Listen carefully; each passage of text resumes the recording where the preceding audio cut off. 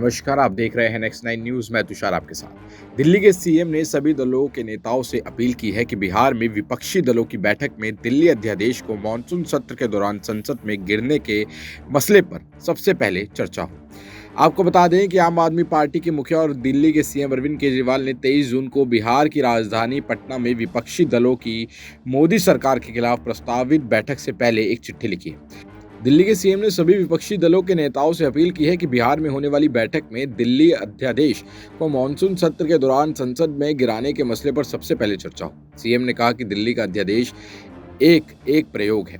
ये फैसला हुआ तो केंद्र सरकार देश के अन्य राज्यों में भी इस तरह का अध्यादेश लाकर राज्य सरकार का अधिकार छीन सकती है।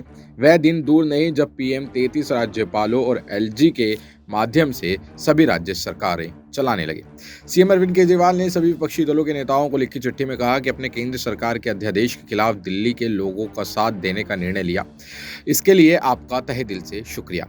मैंने इस विषय की तह तक जाकर अध्ययन किया है। अध्यादेश को लेकर यह समझना बहुत गलत होगा कि ऐसा अध्यादेश सिर्फ दिल्ली के संदर्भ में ही लाया जा सकता है, क्योंकि दिल्ली अर्धशासी राज्य है।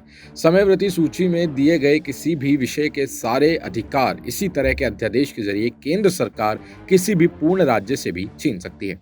केंद्र सरकार ऐसा ही अध्यादेश लाकर किसी भी पूर्ण राज्य के बिजली, शिक्षा, व्यापार आदि विषयों पर से पूर्ण रूप से उसका अधिकार छीन सकती है।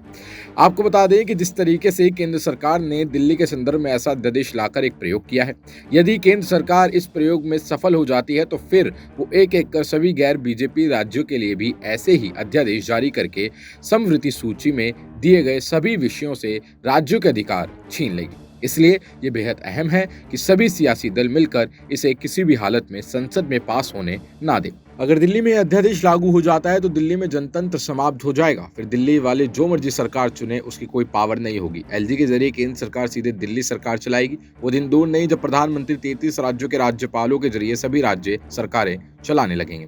23 जून को पटना में सभी पार्टियों की मीटिंग है, इसलिए सभी दलों के नेताओं से आग्रह है कि इस मीटिंग में दिल्ली अध्यादेश पर सभी पार्टियों का स्टैंड और इस संसद में हराने की रणनीति पर सबसे पहले चर्चा हो। अब आप इस पूरे मसले पर क्या सोचते हैं हमें कमेंट सेक्शन में जरूर बताएं और देखते रहें नेक्स्ट 9 न्यूज़।